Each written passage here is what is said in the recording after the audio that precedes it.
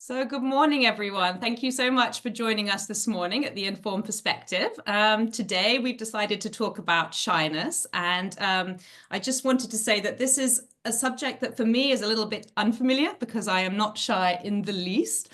And I've never really had any problem in sort of social situations. But the more I've started to explore this, the more that I appreciate that it's got lots of difficulties associated with it. And in particular, because obviously we're talking at The Informed Perspective about the value of community and encouraging people to sort of get out there. And although it's difficult to get involved, and then it sort of started to make me think about how that is to when you're addressing someone who's shy or has problems, socializing and doesn't know how to deal with it.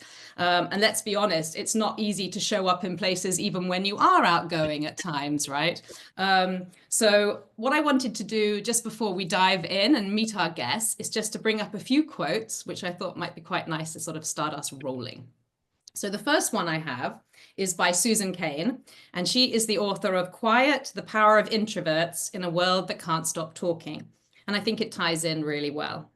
Shyness is a form of introversion where the desire to connect with others is there, but the fear of social rejection or not knowing how to engage often keeps us sidelined. It's not about being antisocial, but about managing how we engage with the world around us. And then in a recent interview, she also said, shyness isn't a barrier, it's an invitation to listen more deeply. Sometimes when we are quiet, we are gathering strength for the next step forward. It's not about changing who we are, but finding the space where we can truly be ourselves without apology.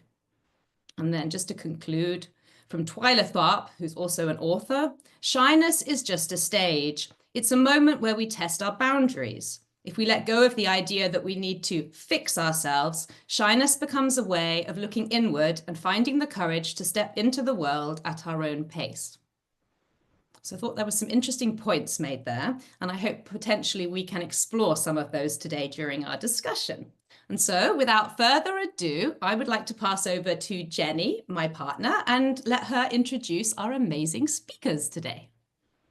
Thank you. And thank you everyone for joining and bringing to the table what's, I think, sometimes a topic that's not necessarily spoken about in the nature of what it is. So I was really fascinated when we both connected with you and able to bring you to this recording today. So Nadia is the UK's leading shyness expert and coach, the host of Shy and Mighty podcast, and the author of 2 books about shyness. She's a regular speaker in schools around the country and also runs a school-based program to help shy kids to feel more comfortable to be themselves.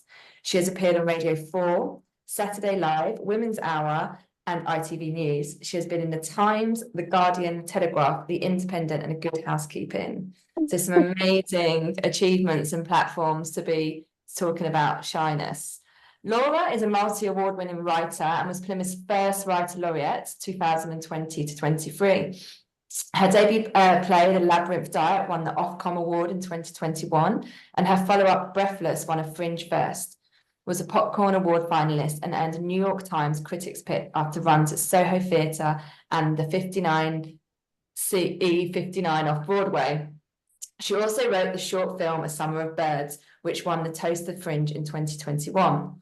In 2024, Laura was artistic associate at the Barbican Theatre, Plymouth, where she co-wrote and directed Cinderella.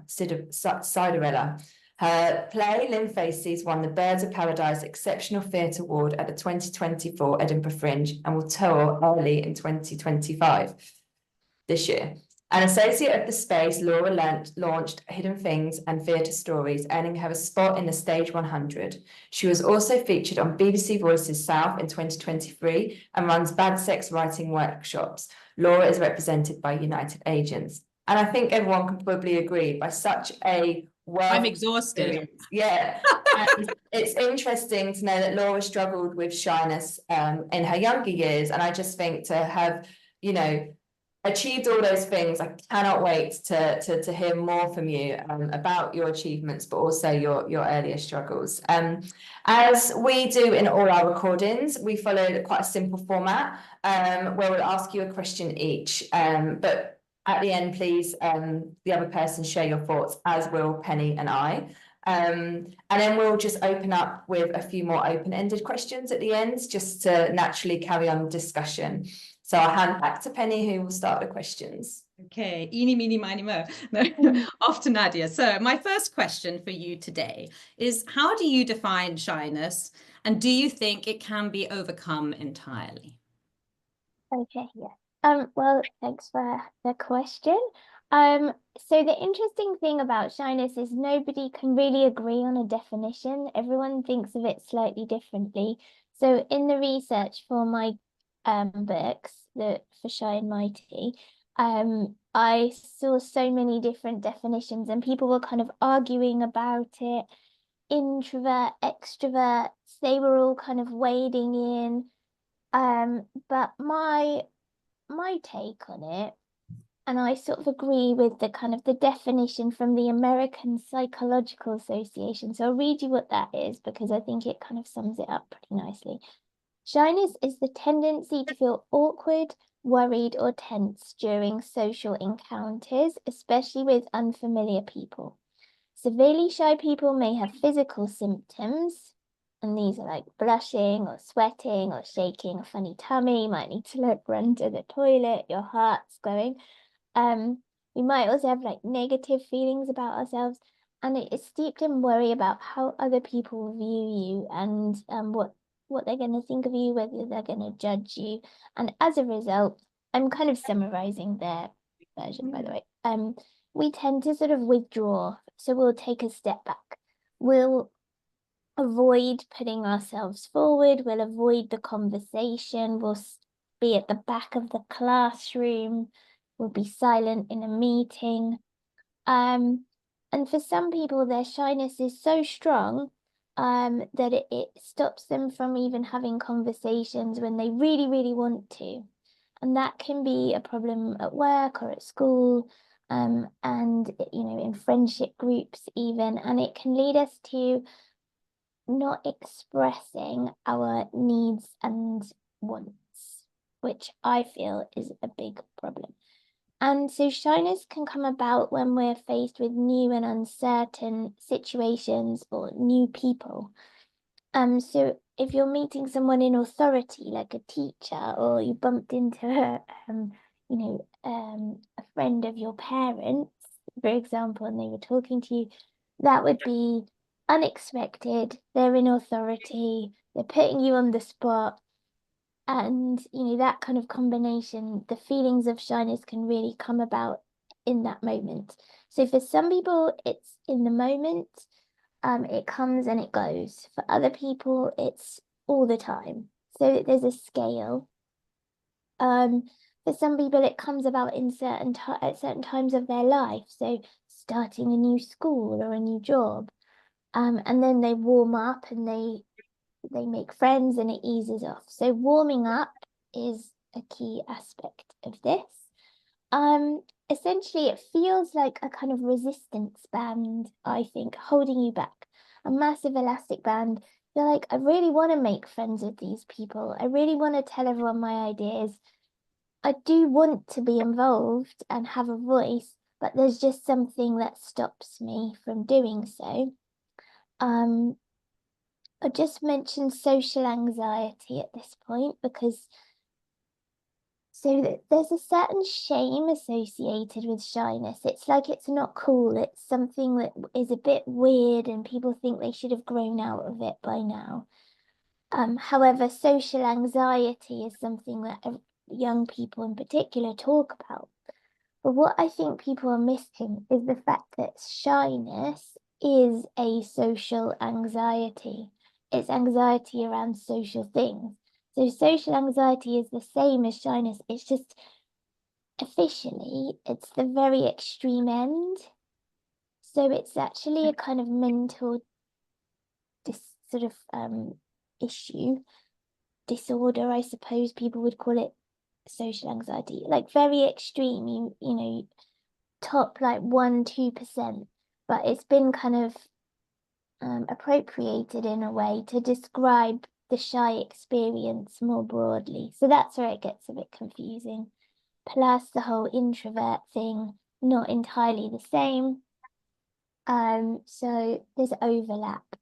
Introversion is like a preference for you get energized alone, being alone, drained by being around lots of people. A lot of shy people are introverts, but they can also be extroverts. So essentially, there shouldn't be a big war between introverts and shy people, but there's a misunderstanding. We might want to socialize and be around lots of people. We might want to be involved, but we just feel like we can't.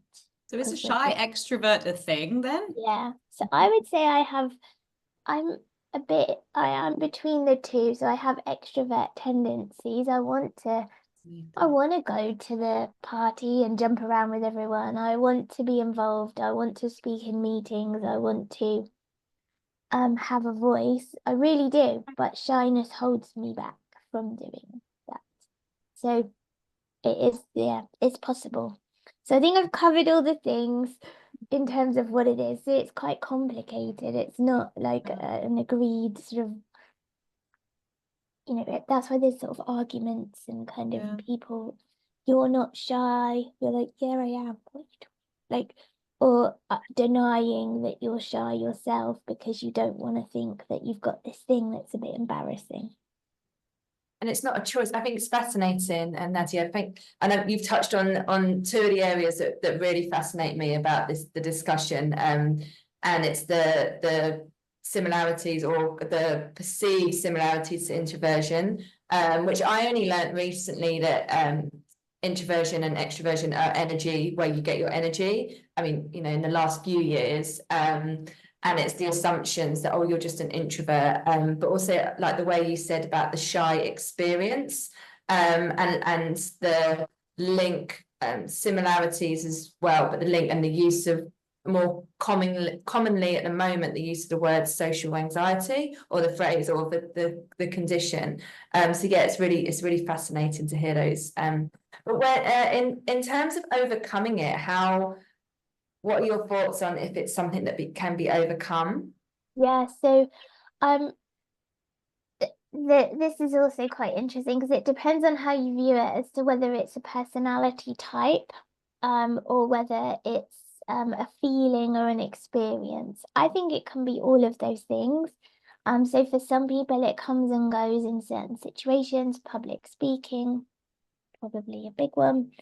Or faced with something new, like joining a new school. So it would be in the moment or doing a particular thing where it would happen. So the more you practice that thing, or the more comfortable you become in that situation, then it fades. And then you might have to do it again, or you stop doing it for a while. So for me, when I'm giving talks, like the other day I did a talk in school and I was so nervous on the way, and I was like, oh, I was, dreaming about it on the day before, panicking. Contradiction, right? I know, it's terrible. But it's because I haven't done it for a few weeks, and so it seemed worse, seemed more scary. But if I did one every day, it would probably be fine eventually. So you can get used to it. We shouldn't necessarily label people as shy.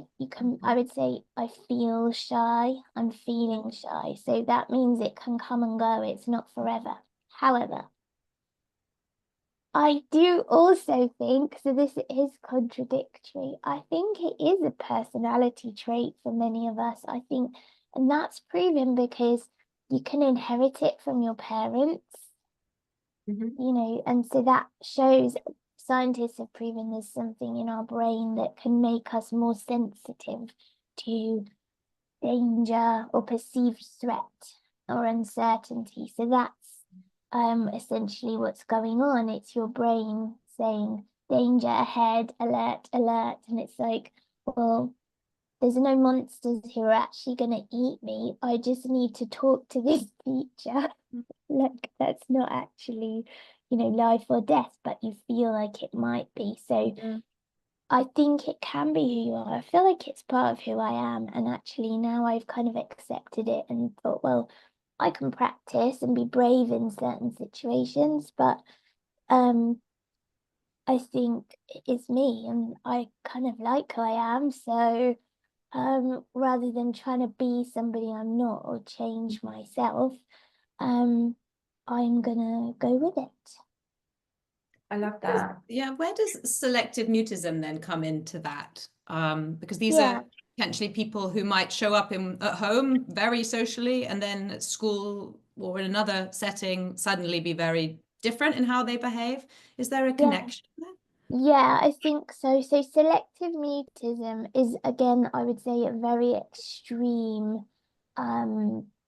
sort of behavior, I guess you could call it, which is associated with shyness. It can also come about for other reasons, but I think a percentage of children in particular who are selectively mute experience shyness, but in a very extreme way. So that shows up as, maybe starts off hanging back, sitting at the back, being silent, and then potentially something happens, or those feelings just become so extreme that suddenly they're barely speaking at all. And I do work with some children who are selectively mute in school. They speak at home, like you say, where they're comfortable and they feel safe, you see. But school doesn't feel safe. And I think particularly, I've spent time in lots of schools, particularly when the school is large and very noisy. Classes are massive, maybe 30 children in a class, people talking over each other. There's rowdy behavior. There's the perceived threat of punishment if you make a mistake, or judgment from your peers. And suddenly these children are thinking, well, it's safer to say nothing actually, because I can't make a mistake if I don't speak. And once you're in that kind of in that zone, I guess, it's quite hard to get people out of it. So. It's a coping mechanism, I guess, as well. It's that threat of danger and their reaction to it. And when you said brave as well, it made me smile. That you can find the bravery to do it, but it's, linked to that is courage as well. And I listened to a talk the other day around courage, but it's just that simple thing of courage isn't a skill itself either, or confidence as well, but it's just the willingness to try. And I think that's that small step, and you mentioned it through practice. And to have the support, right, Jenny? Yeah. The steps that people need to take often are so small, like they are much smaller than the people who are around the child potentially realize. So they might think, well, you just do the talk and then you do it again and you do it again. Well, that's just a massive leap, which for some people is manageable and not traumatic at all. But for others, you need to break it down into tiny steps. And often it's the shy person who should, I think it's the shy person who should be coached and encouraged to come up with those steps and to say what would be manageable, rather than having it sort of forced upon them that, you must do this. Just do this. And they're like, no, that's not gonna happen. Yeah. Do you think, there's got a really nice quote that I do want to read because I really liked it, from Dr. Laurie Helga, and she was talking about how shyness is not a personality flaw, but rather to a response to a world that we've already talked about, that often values extroversion over introversion. Are there advantages to being shy, Nadia? What would you say? I would say so, yes. And it was only when I started to think about this that it changed my like the way I felt about myself, my thinking around it. I always felt like there was something wrong with me, or like I was broken, or just wasn't as good as other people, and I needed to be different somehow.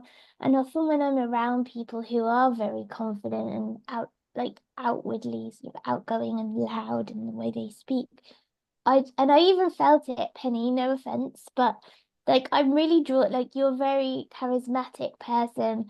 I'm very drawn to you. I kind of want to chat to you and be around you, but it makes me also feel like a real effort to actually, like, I want to just go, oh, okay, I'm not gonna say it like too much. Yeah, like it feels more difficult because I feel, oh, I'm not like that. I'm not like I can't be like that.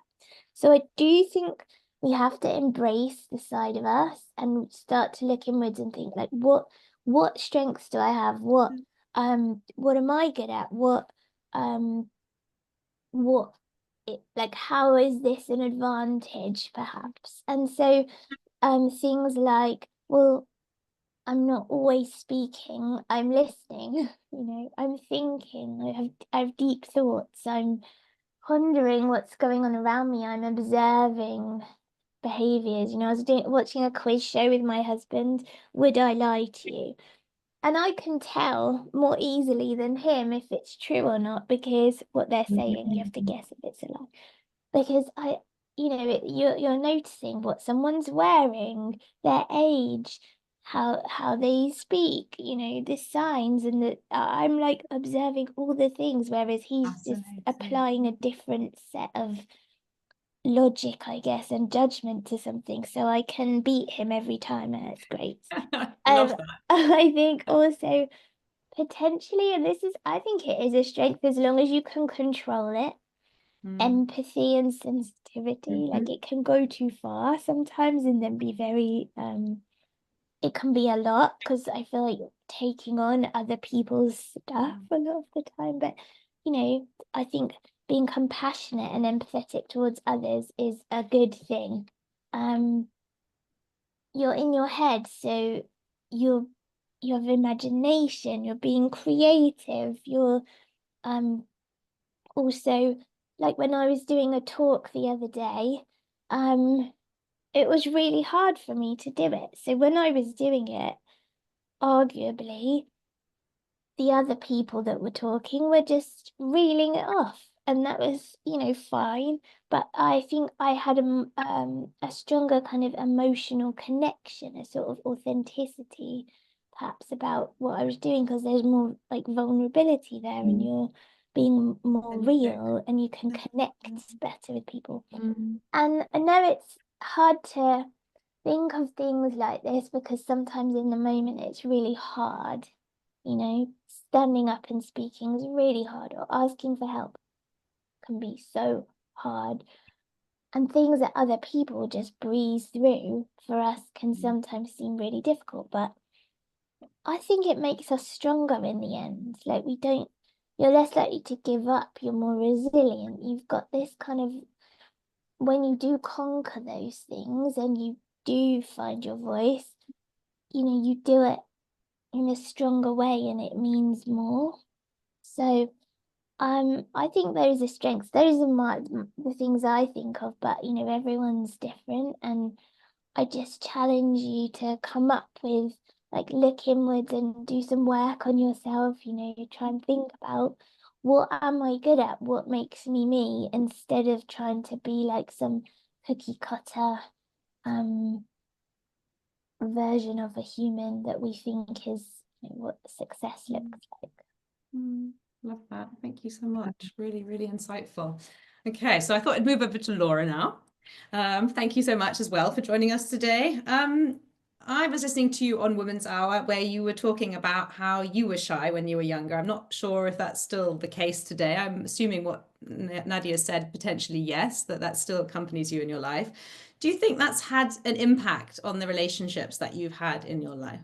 100%. Yeah, I think, I look back to when I was younger, and I was so shy. I couldn't look people in the face. I couldn't have conversations very easily. But before I started school, I was actually really extroverted and loud and bossy. And it was when I started primary school that it started. And I was just so overwhelmed by other people, and also how to interact. Everyone needed different interactions, and I was very empathic. So like I would find it very hard to navigate different relationships. And so I've ended up in a number of quite unpleasant relationships, and that's what my most recent play was about. So I would tend to go out with people that were confident enough to come up to me. I was never able to really think about who I wanted to be with and how I would start those conversations. I would always rely on people showing an interest in me. So I would often end up with narcissistic, unpleasant, very overtly confident people.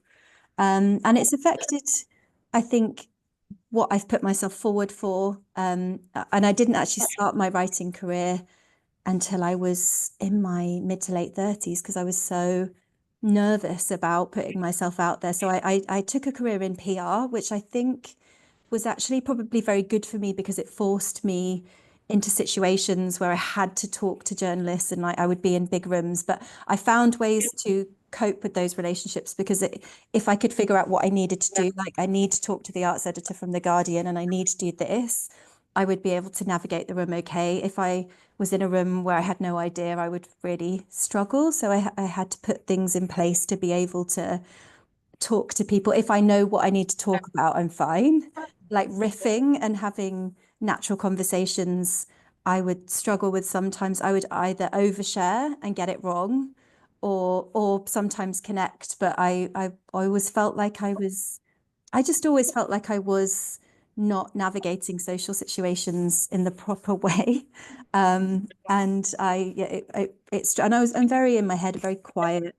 I'm a daydreamer. I was always a daydreamer in school, and I think I was very on edge about how people would perceive me. And I felt as a result, especially in work situations, that I was often overlooked or underestimated because people, even if I did speak up, sometimes I'd be quite quietly spoken and people wouldn't necessarily listen. And then someone else would come back with the idea 20 minutes later and everyone would say, oh, that's great. And then I'd be like, and I always felt invisible in bars. Like I felt like I'm always that person that gets in the way and is never able to take up space.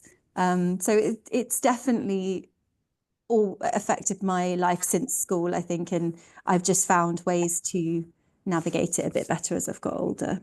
Would you say you felt like you wasted time because of it? I mean, you just potentially career or also in personal relationships? I think so. I stayed in things longer than I should have done. I'm not very good at asserting myself if friendships were not pleasant or I felt I was being used. I don't regret the paths that I took in some ways because I think having a 15-year PR career has actually really helped me put things in place to become a writer and change direction. I think if I tried to do that in my 20s or even my early 30s, I don't think it would have I think it would have been too overwhelming. But yeah, I definitely not gone for opportunities and squandered things perhaps because I was too nervous to put myself forwards. Yeah, but then from the experience that you made, then it's all the richer now, right? Yeah, guess. I think so. Yeah. And do you think that there were some underlying causes for your shyness? I mean, it's interesting. I'm in the process at the moment of going through an autism diagnosis, and I'm 41 now, and I had never thought that was the case. So I'll see what happens there. I do wonder whether there were neurodiversities that I didn't notice when I was younger because it just wasn't a thing that was talked about unless you were showing signs very kind of overtly. But I'm not sure. I know in my kind of family dynamics, there were some of the kids that were very, very loud and I always just felt, I think it was just such a nervousness about making a fool of myself. And I don't know whether that came from, it didn't come from my home life because my parents were always really encouraging. I do wonder whether that came from school a bit, the ways that kids can make you, you just feel like oh God, I shouldn't have said that or done that, or was that, I definitely lost my ability to be silly and to play, I think. And I'm getting it back now I'm older, and it's definitely through my theatre work. Some of the plays I make are quite strange, and it feels a bit safer to be able to put things on the stage, even though people know that's from your brain. It's not you having to do it, so it feels like a safe way to express myself, I think. It's so fascinating how you identified the change in, probably reflecting, I guess, with your parents and understanding it better. But when you started school, and it's so insightful because it's such a big thing for, like, I've got two young boys who had just started school, and watching them and the stuff that I've had to watch them experience and learn at such a young age, you kind of forget. And most people probably just get get on with it, go through it. That transition can be so huge, and we're all UK based. Penny and I are well, we're all UK origin. Penny and I are based over in Europe at the moment, and it just makes me think that in a lot of European countries, children start school later. They're not put in this formal setting. Laura, where you said about the different relationships. How do you talk to the teacher versus how do you talk to the dinner lady versus how do you talk to this new friend? Is it a friend? And there's so much, isn't it, to navigate? And that you made me say the point when you said about rediscovering being silly and being and play, and it's we're all kind of forced to conform, I guess, into a system that I haven't got any strong views about education system, but it has been how it has been for a long time.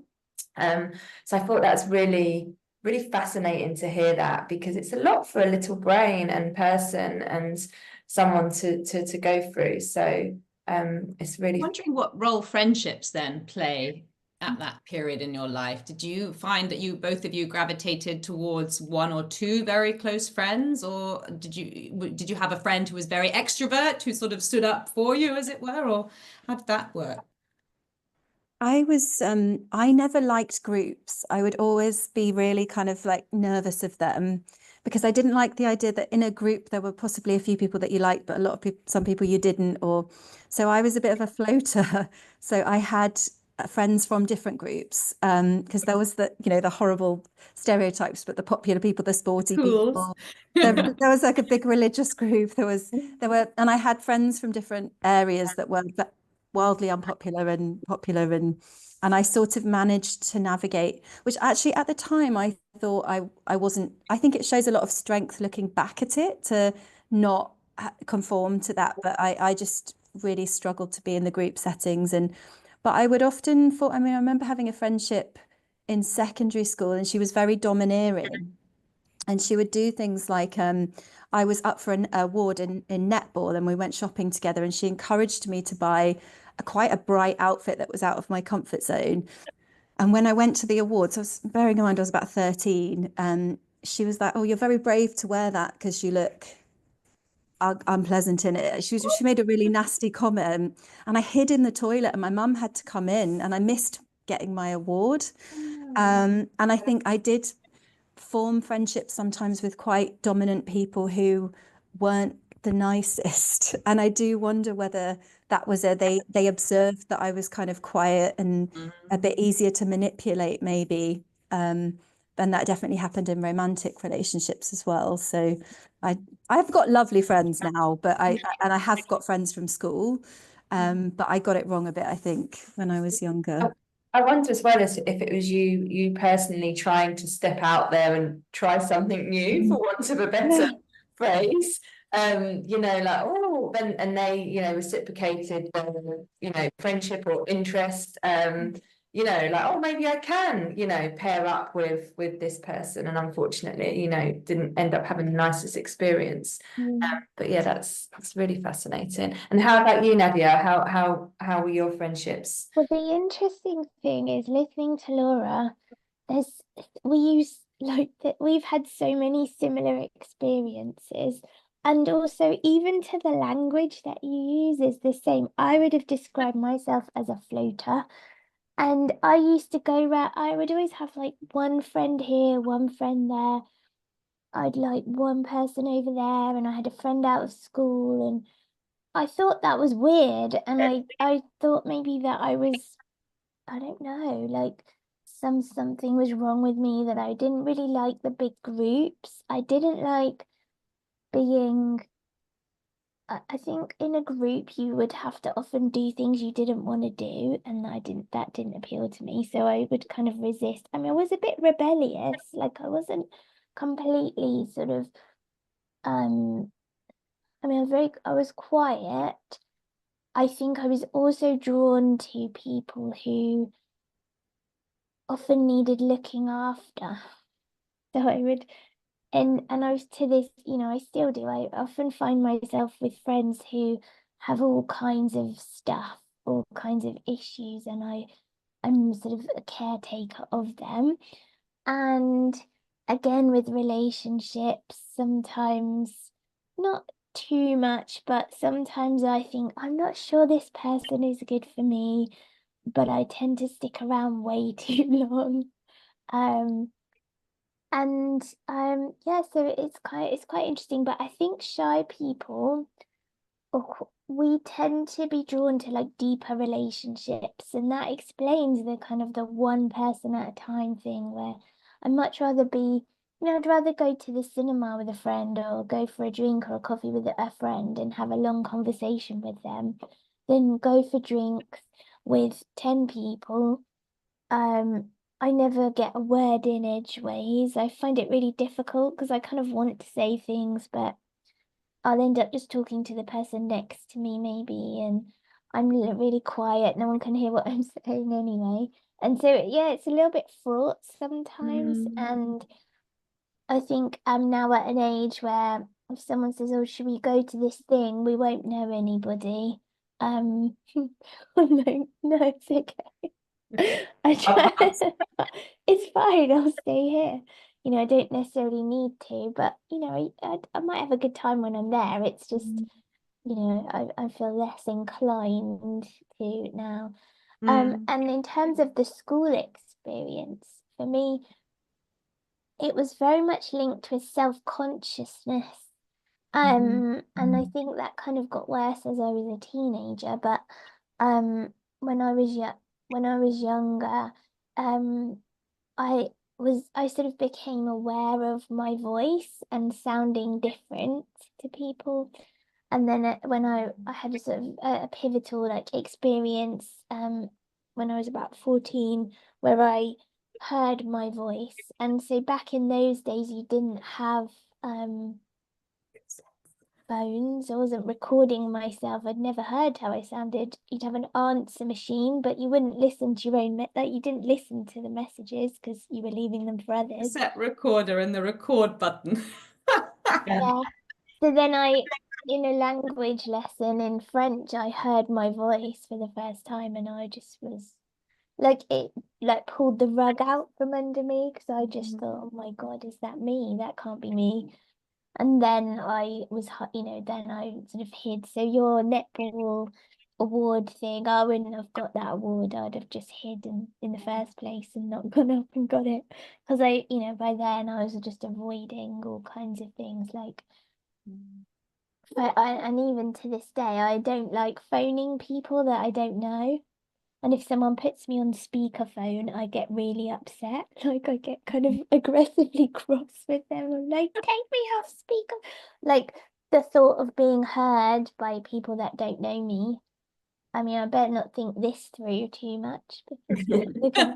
Bye, Nadia. Maybe it's if they can see my face, it's not so bad, but it's like just, yeah, there's this self-consciousness really that doesn't really go away. And I think if you've got something about you that you feel like you're a bit different, or people are going to judge at you or laugh at you or say you're weird or something like that, then it kind of can come about that you want to hide.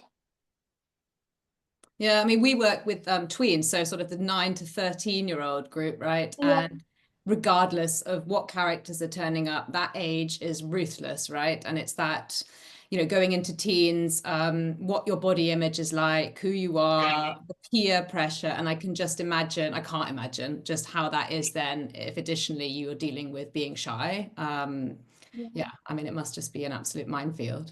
It's a lot. I think there's so much pressure now on children to meet these kind of perfect sort of expectations physically and how they present themselves to the world. It's extreme how things have moved in this direction, and the pressure that you notice how much effort they're putting into how they their appearance. Yeah, and that peer pressure, that trying to be like your peers. Yeah. Everybody does kind of want to be the same at that age. It's quite peculiar. It's very peculiar. Yeah, You like notice little it sheep. with girls, particularly where we live. my son's 17, the girls all look the same. Mm.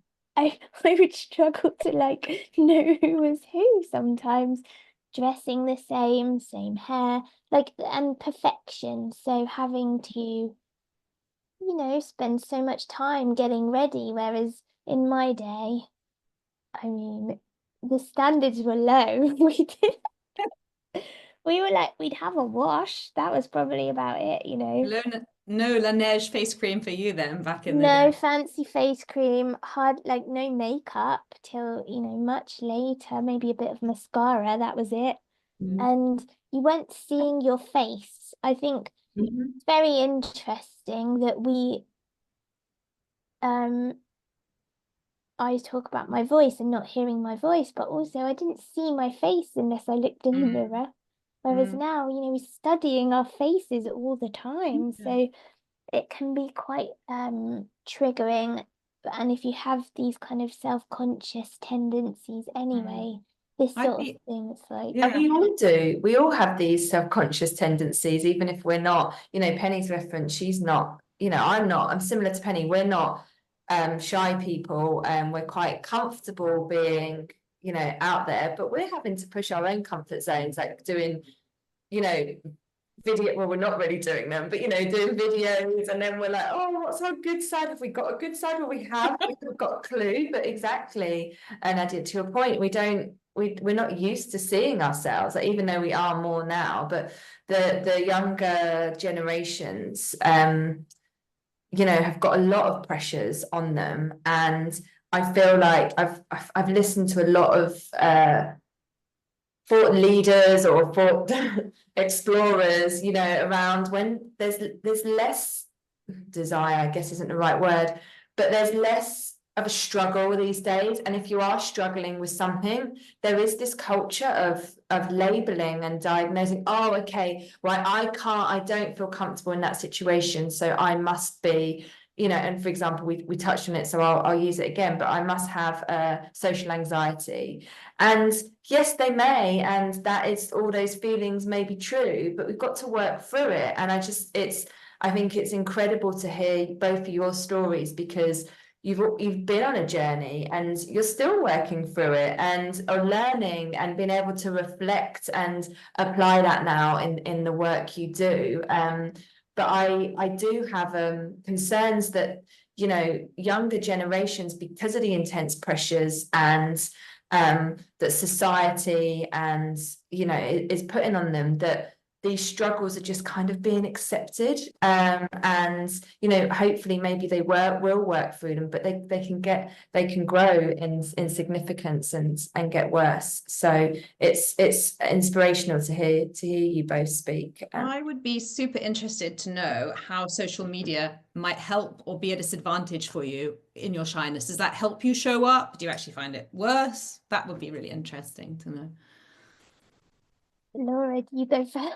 Oh, I mean, I find it a mixture. I actually think my life would be a lot happier without social media, because I think it is the comparisons, and especially with a writing career, you're like, oh my God, they've got that and they're doing that and I'm not doing enough, or people are thinking the same about you. And I do think you know, what, like with I remember when I took my play Breathless to New York, and I was so skint and I had no money. I think my fee for that was about £300, and but we were in the New York Times and stuff, and I came back and everyone thought I think they thought I was rich and successful suddenly, and I was like, oh, that must be what I'm showcasing, because it's not the reality. Yeah. But it was a lovely experience. So I do think it sort of makes it worse in some ways, and I am really self-conscious about what I'm posting, and if I'm being judged, or I think it might feed that beast of like worrying about how you come across. And I think because I worry about getting it, because sometimes people can't always read me. I'm quite, I'll say like, I'm in pain, and people are like, are you? You don't seem like you are. I worry about how I put myself forwards on social media, and whether I'm coming across as boastful, or because I do think women particularly can be more kind of criticized for that as well. Like, who does she think she is? So I think it's just an extension of my life, social media, and I I find it a bit stressful sometimes. And that idea that, you know, you post something and then doesn't it live in your brain for like quite a long time? You go back and you check and, oh, that person hasn't liked it, or and I just hate I wish I would take the time to read instead, or not spend, like yesterday I looked at a post about the Kardashians for 40 minutes, and like, I don't watch the Kardashians. I'm not particularly interested in them. I don't know why I wasted that time, but it's so What's easy. so great about that post? Well, I have similar feelings, but also just incredible resistance to sharing like my thoughts, videoing myself. Like, why do I need to? Like, isn't it enough that I write books? Isn't it enough that I help people and I do this work? Like, why do I need to tell people about it all the time? But also not just linked to that, just anything. I don't need to tell people about my holiday. I don't need to tell people what I'm wearing. I feel like it's sort of for me, and these things are kind of private, and I'm just experiencing my life, and my friends will see me, but it's the constant sharing I find really counter to my, you know, my inclinations. I just find that I don't want to do it, but I have to force myself to do it. Um, I used to think maybe there was some elements of positivity in social media, like you could connect with people who are like-minded. You don't have to speak, so you can write messages. I like writing, so which is just as well with the books. I'm kind of lucky, really. I'd rather, you know, write messages to people, but you know, on WhatsApp or whatever, I can do that. That's useful to me. I don't have to phone people anymore. Yay. And so that's good, but it's the sharing. I don't necessarily see why. But obviously I understand I need to do it in order to grow an audience and build a community and sell my stuff. Got to do that. But if there was another way, like if I could hire a sales team and they just did it for me, that would be amazing. But don't you think that for children, potentially, or teenagers, if you are shy, it might be that vehicle that actually enables you to project the person that you want to be, that you maybe don't show up in the way you want to be in the real world? I'm just curious whether there's like any statistics on whether actually shy kids are on social media more, you know, or using it as more of their social network. I think particularly after COVID, there was a certain sort of, you know, we withdrew socially, less kind of face-to-face contact, so you could exist entirely online and be playing games with people you've never met, and even like form relationships with someone you've never actually met in the real world. And it seems easier because you don't have to worry about eye contact. Or falling on your face, you know, Yeah, no one tripping, can falling, see. whatever. You don't even, you know, you could totally catfish somebody and nobody needs to even see what you really look like. So there's that whole thing. So I think, you know, it's easier. You can connect with big communities. So in that way, I think it can help as long as it's a positive thing. Also filters, you know, I have to say sometimes I think, so we've all done it, you know, when you meet someone in real life and then you're like, Oh my God. because they don't look they don't look like what you've seen, because they're showing a filtered version of themselves. But I'm not judging, because sometimes I'll do a story on Instagram and I think, oh my God, look at the state of me. I'll do a filter, and it's just, if I have to do it, then having a filter means I'm more likely to do it because I look better. But again, if someone sees me, they can get shocked because that's not really how I look. I mean, morally, I feel I object to that, because I want to say that we should all be we should all be our authentic selves and be real and true and just be natural. And I think that's great. But, you know, there's tools available that make it so that we kind of can face tune ourselves into oblivion, and maybe it is easier to show up like that. It it's, you know, it's so interesting because you mentioned connections, and Penny and I are really, our whole motivation behind what we're doing is, you know, to foster like local community, you know, and in-person interactions. And when I'm writing it sometimes on, you know, updating any copy or on a proposal, I'm like, oh, we're doing these amazing connections online, but I actually do believe that these are in person. And I do, yes, we're connecting online, but I think that, you know, you're still able to take the time to learn from people and get perspective and have conversations. And you made me think of it, Nadia, when you said about, you know, even messaging. I love a message. If I've got to ask someone something, I will text them all the time. And it's not, there's no reason why I don't want to pick up the phone. Well, it obviously is because I don't. But I'm a texter. Like if I've got something to talk to my husband, I can articulate myself better in words. Because it can be considered, you know, you can find that confidence. You know, I've been with my husband for 15 years now. I still sometimes cannot effectively say what I want to say, and he just looks at me, and I'm like, you know, I said to him once, I bet you wonder, I used to work in, you know, the corporate world, and I said, I bet you wonder how I run meetings, and he just laughed and was like, yeah, sometimes I do, because I just but you know, so I really sort of get it, but I do think there is still power in these online connections, and I don't feel that we started with a big focus on like how digitalization has changed everything and we need to connect again, but we get so much energy and empowerment from conversations like this and connections. And even just and the other thing I want to say that was similar, you know, we know that for our work we should be putting ourselves out there on social media, but actually, like, just because it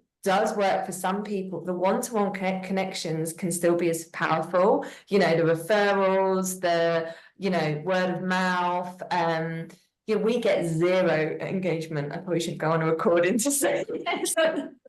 But you know, it's we would love it, but where the real value is having these conversations, is speaking with people, learning from them, referencing them, you know, learning what they do and the experiences they've had. And we generally believe that by understanding people's personal experiences, if not the people in that situation have a shared experience, or anyone else listening can relate to that and understand that what they feel, someone else does as well, and that becomes a shared experience, and that essentially can lead to a community. I really feel like quite impassioned by, you know, this talk today, that if someone else, you know, there's probably not a shy community, you know, necessarily, but other people can really relate to what you've both been talking about, and I think that's wonderful.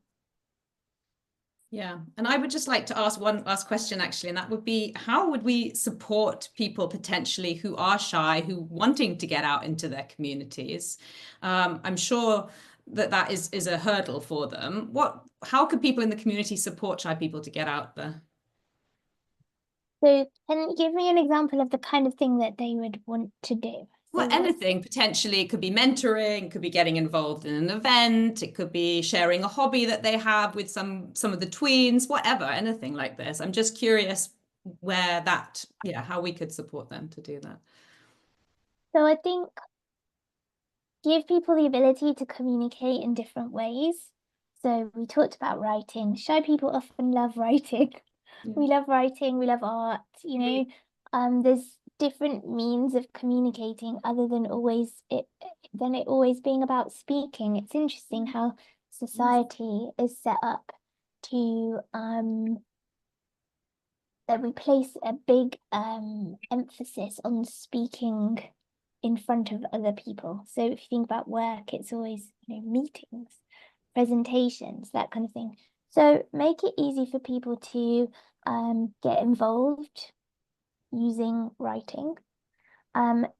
Buddy systems, so that people don't have to do things alone. Make them feel safe and supportive, because ultimately, if you feel comfortable and safe, you're more likely to participate and get involved. You have lots of opinions and lots of ideas. It's just sometimes it feels difficult to share those or express them.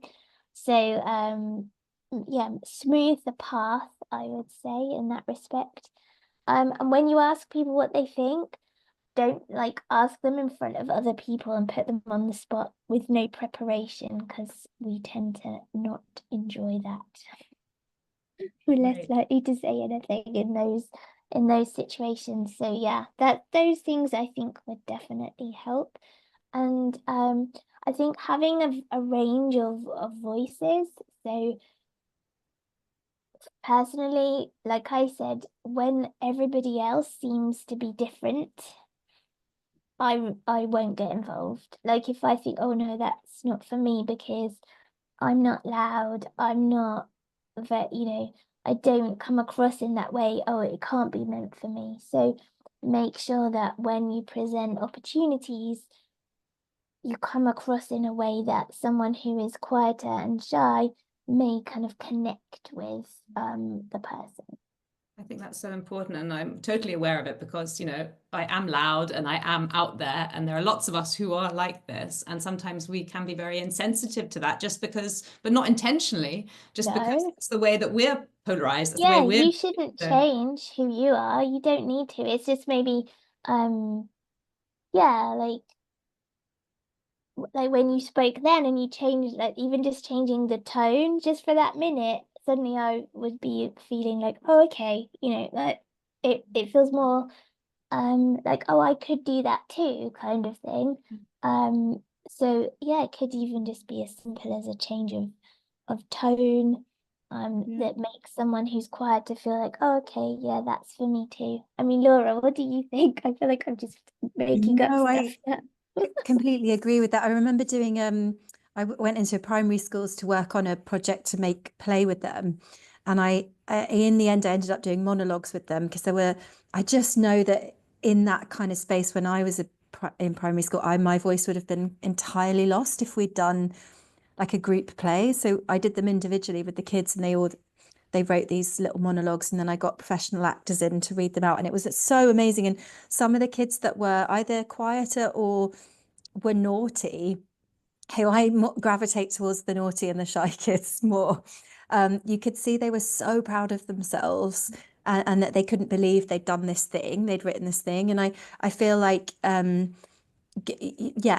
communication and just giving space, because often the people that aren't talking they will have really interesting insights, but people talk over each other, and it's not a very easy environment to share. So if there are spaces that are, there's different ways to express what you're thinking, then that really helps, I think.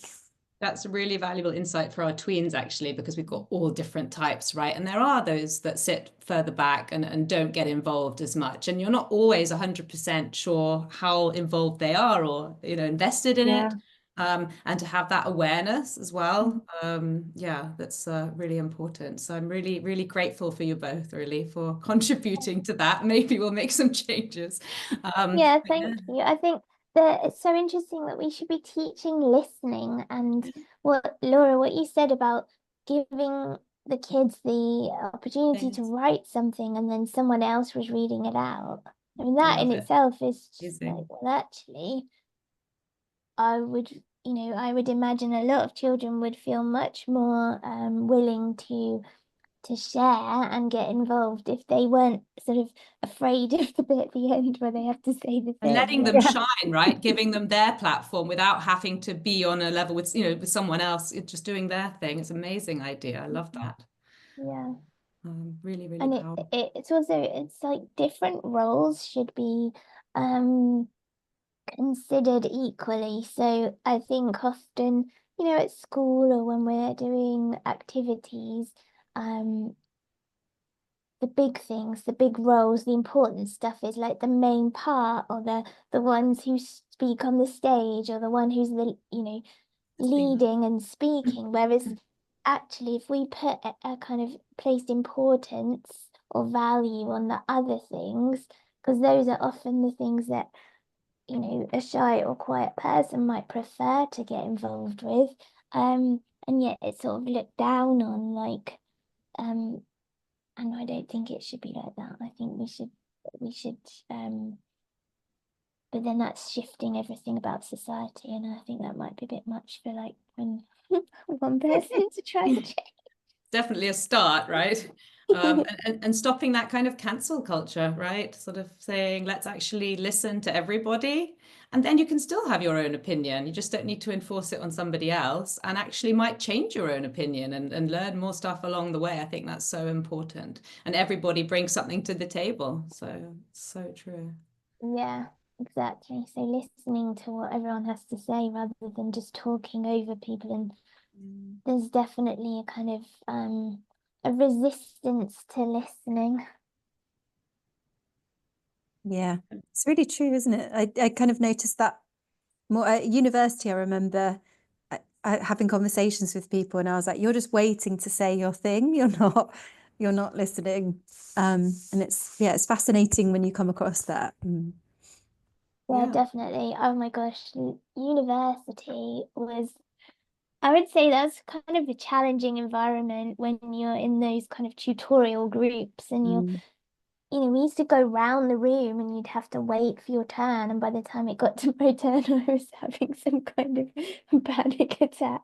It was too scary. So yeah, I think the going round the room thing is just a little tip. If you're a shy person, try and sit where you think the circle might begin, so you can just go first and get it done. Because if you accidentally end up at the end, it's torture. Have you two watched this Netflix Adolescence? Not yet. Okay, so I mean, I'm almost at the end of it, but what I do want to say for me, because of being someone who's more outgoing and sometimes too busy and too much, I think it's so well directed, because it's you follow with the camera how the actors and actresses are walking. So you're actually going with the camera, you're following them. So a lot of the time they're just walking down hallways, or they're walking across a field or whatever, and you're just accompanying each step as they go.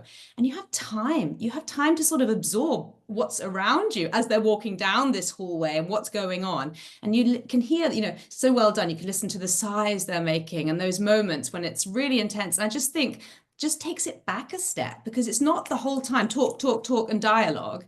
It's just being there and feeling that raw emotion without anyone needing to say anything, and and I think that's so powerful. I just wanted to add that on the side of it. I But think that's good for us to, if you have a talent for listening and observing, which I reckon that a lot of quieter people do, enjoying those moments and being still we need it for our well-being. And I think it's useful as well. And so being constantly distracted, constantly like busy, listening to people talking, constantly online, flicking through, getting, article after article, video after video. I don't think that's necessarily good for us. I think that stillness is necessary and gives us time to process some of the things that are in our heads.